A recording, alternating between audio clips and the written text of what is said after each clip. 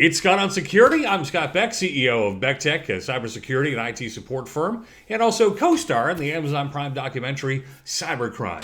Well, I received an email from, a friend from many, many years. I've known him since, we were teenagers, going to the same church back in the day. Richard Dunn. And if you don't know who Richard is, Richard had a viral video of him at the airport. It was called All By Myself, where he lip-synced to Celine Dion.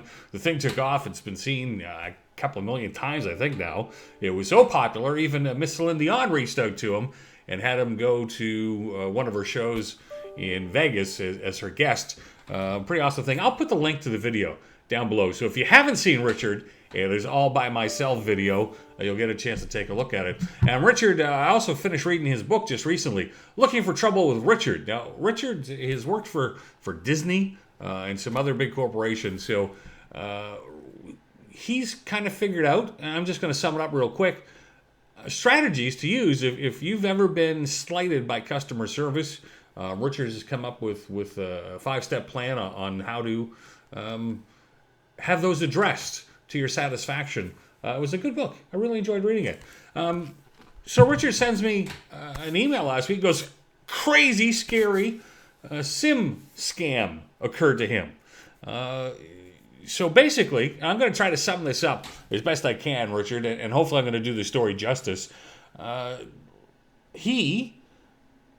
Someone was pretending to be him to his phone provider and convinced the phone provider that he had gotten a new SIM card or a new phone with a new SIM card, and they adjusted his cellular data, his cellular plan, from the phone Richard was actually using to some new mysterious SIM card. This is called, SIM jacking is a term, or a SIM scam, where the bad guys basically now have your phone number. They can act and do all the things as you from a different phone. So think incoming email accounts, text messages especially, and that's the crux of the story, really, text messaging. So Richard happened to be using his phone at the time, and it went to no service. He got a no service alert, but he was still on wireless, so he was still able to get some email in.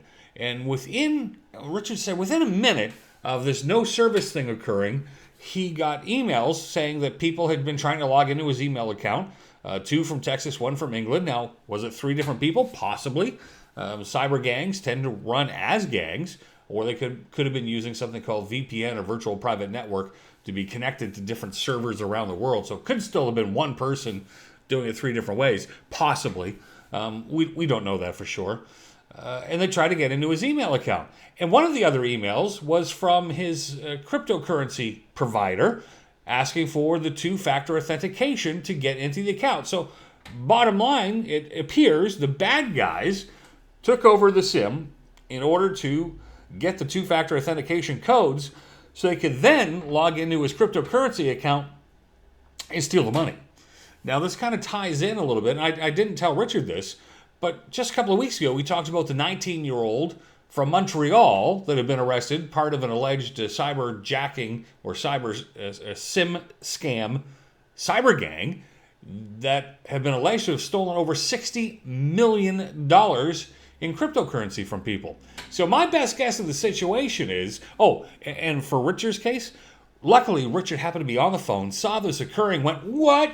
And got a hold of his provider and said, what's going on? They told him, of course, that he'd called in and changed the SIM cards. He said, no, they hadn't. They canceled the new SIM card that the new Richard had set up. And now he's got himself a new SIM card, and he's back running, and he changed all his passwords, and he hasn't, no real damage has occurred from it.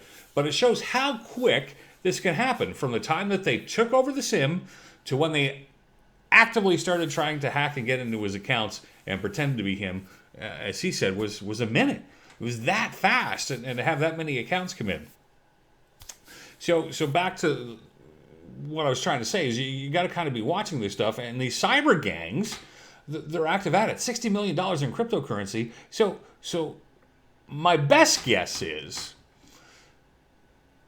one of these crypto banks, because you got to remember that these situations, they're not regulated, okay?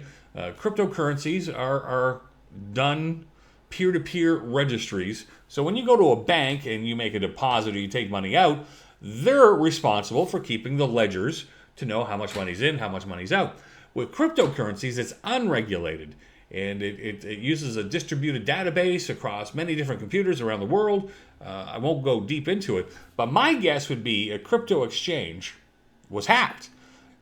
And people's, well, at least their phone numbers, likely their names as well, possibly even their emails, had been stolen.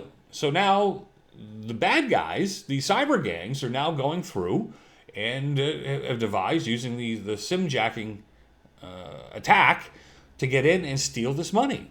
And we already know that alleged that this group that had that 19-year-old member in Montreal, over $60 million has been stolen. So it's very lucrative for the bad guys. So please be on the watch out. Watch for your phone. If your phone suddenly goes out of service or you're not getting any text messages, there could be a problem.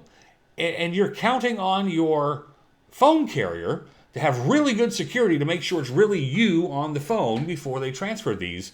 And unfortunately, it's just not the case. People can call in and they can be very convincing using social media. We as human beings tend to want to try to be helpful. So if someone's on the phone saying, hey, I got a new phone, I need to get this transferred, they'll tend to do it with some basic information. You know, in this case, and I don't know this for sure, but in the case of Richard, it could have been as simple as, what's your telephone number? And you give the number back. Well, of course the bad guys had the number. They had that information stolen. They know what SIM card they're looking to transfer or what number they're looking to transfer. There could have been some other basic information. And as we do these social media quizzes, we're putting more information out. As we keep putting more information about ourselves out on social media, it becomes easier and easier for the bad guys to pretend to be us to then trick a legitimate company into giving them what they're looking for. And that's the case here. So I wanted to thank Richard for sending in and giving me the story. And I appreciate the kind words saying to keep fighting the good fight and keep getting the message out there. I'm going to mention Richard's book again, Looking for Trouble with Richard. If you've ever had a hard time with getting good customer service from a company, he's got 5 steps here how you can try to get that remediated. And as I said down below, I'll get that really funny video that Richard did up all by myself down there so you can go check it out yourself. So thanks, Richard, for sharing with the group. And as I always say, stay safe out there.